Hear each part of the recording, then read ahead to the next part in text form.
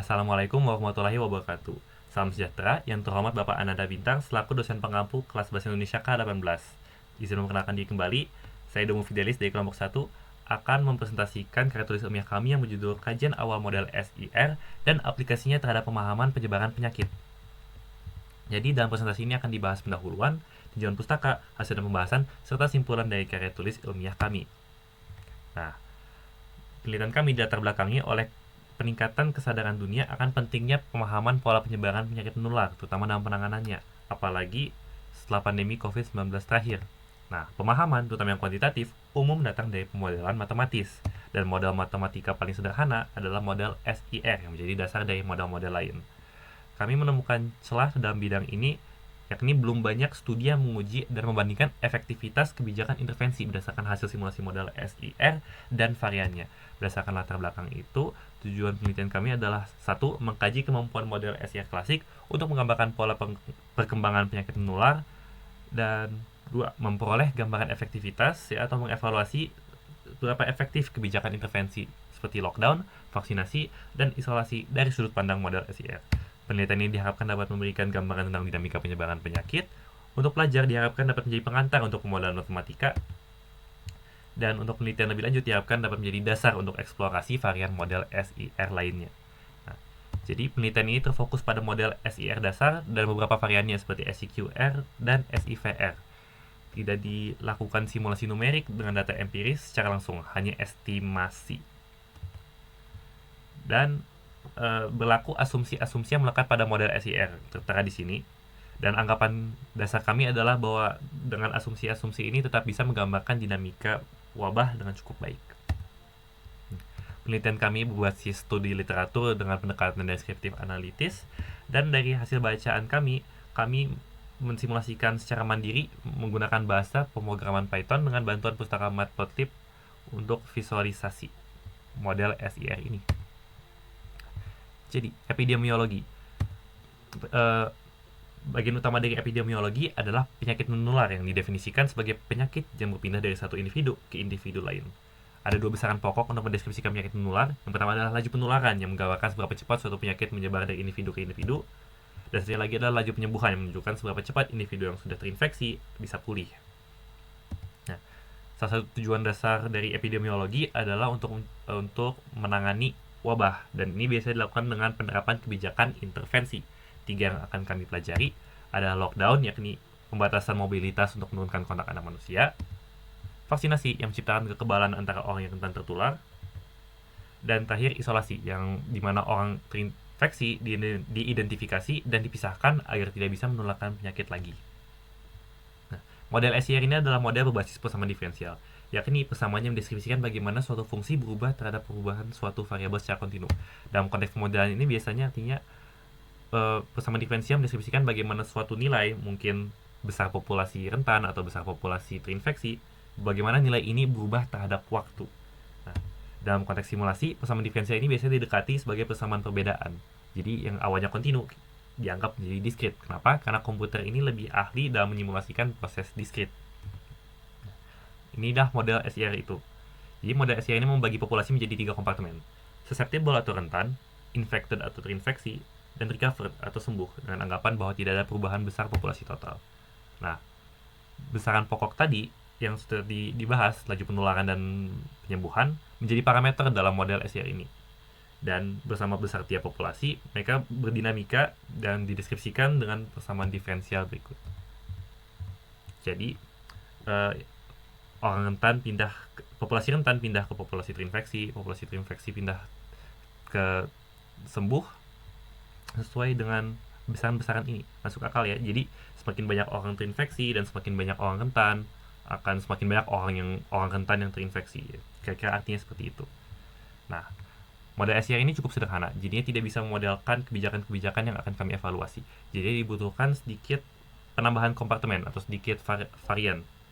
Jadi varian pertama yang untuk memodelkan vaksinasi adalah model SIVR yang menambahkan kompartemen V untuk vaccinated.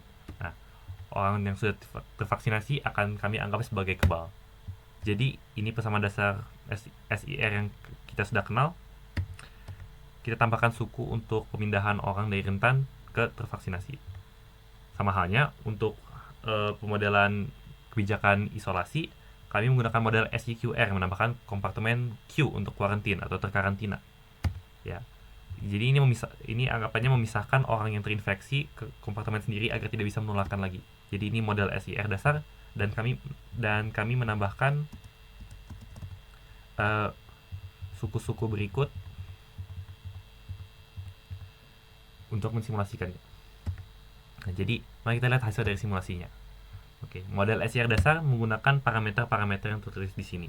Dan inilah grafik hasil dari simulasinya. Bisa lihat bahwa awalnya populasi yang terinfeksi hanya 1%.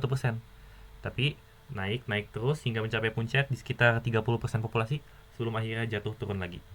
Nah, ini namanya puncak epidemi. Ya, ini sesuai intuisi kita ya bagaimana cara wabah berevolusi, awalnya dikit, lalu banyak mencapai puncak sebelum akhirnya turun lagi.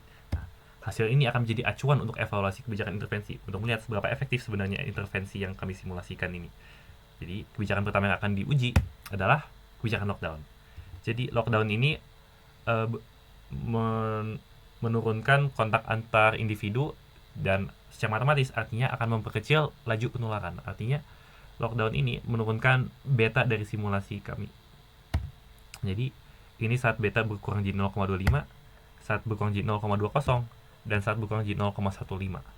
Nah, bisa dilihat bahwa kurva terinfeksinya makin lama makin datar, ya, makin flat. Inilah fenomena yang kita kenal sebagai flattening the curve. Nah, untuk kebijakan vaksinasi, bisa dilihat bahwa puncak epideminya memiliki penurunan sedikit. Kenapa? Karena vaksinasi ini memang prosesnya lambat ya. Kami memilih laju vaksinasi sebesar 0,03 karena ini cukup akurat dalam menggambarkan kayak keterbatasan sumber daya manusia, keterbatasan sumber daya vaksinnya sendiri, dan memang vaksinasi ini pada dunia nyata itu proses yang lama. Jadi memiliki dampak yang cukup kecil dibandingkan dengan kebijakan satu terakhir kami, yaitu kebijakan isolasi. Kebijakan isolasi memiliki pengaruh yang cukup signifikan untuk terlihat secara jelas puncak epideminya berturun cukup terlihat dan jumlah orang yang tidak pernah tertularnya cukup banyak. Ini kami menggunakan laju karantina sebesar 0,5, artinya pada setiap saat 50% populasi yang terinfeksi teridentifikasi dan berhasil di karantina. Ya, dan ini memiliki efek yang dapat terlihat. Jadi untuk kesimpulannya, kita melihat bahwa model SIR ini dapat menggambarkan dinamika khas siklus epidemi dalam populasi tutup dengan cukup baik. Ya, sesuai dengan intuisi kita tadi bahwa epidemi itu berawal dari dikit, lalu banyak, lalu akhirnya dikit lagi. Tadi grafiknya sesuai ya model SIR. Nah, untuk evaluasi kebijakannya seperti berikut. Lockdown memiliki dampak yang sangat signifikan jika kita bisa menurunkan parameter laju penularan dengan cukup jauh. Mungkin dalam dunia nyata ini bisa dengan penutupan bandara atau work from home, ya seperti itu kira-kira. Jadi lockdown ini efektif. Yang hasilnya lebih pelan adalah vaksinasi. Ya, vaksinasi ini memang proses yang pelan, jadi dampaknya kecil dalam menangani penularan. Tapi mungkin akan lebih efektif jika dibersamai dengan kebijakan lain seperti isolasi. Karena isolasi ini dari simulasi tadi memiliki dampak cukup baik dalam menangani penularan. Itu dengan anggapan bahwa orang-orang mengikuti kebijakan isoman ya. Dan model SIR ternyata dapat berkontribusi nyata dalam pemahaman awal penyebaran penyakit. Jadi saran dari kami untuk penelitian berikutnya, mereka bisa memperluas variabel-variabel tambahan dan membuat model semakin kompleks kalau mau lebih akurat, atau mungkin bisa menggunakan data real untuk kalau ingin mempelajari kasus penyebaran penyakit tertentu yang nyata. Dan jika ingin memvisualisasi, alat-alat software seperti Python atau MATLAB bisa digunakan. Dan terakhir, untuk populasi umum, kami ingin menekankan bahwa pemodelan matematis epidemiologi ini bukan sekedar rumus-rumus saja, tapi juga bisa menjadi pemandu awal dalam penentuan kebijakan intervensi nyata, apalagi jika sudah dikembangkan dan disesuaikan. Sekian yang dapat saya sampaikan. Mohon maaf bila ada salah kata dan ketidaksempurnaan lainnya. Terima kasih banyak.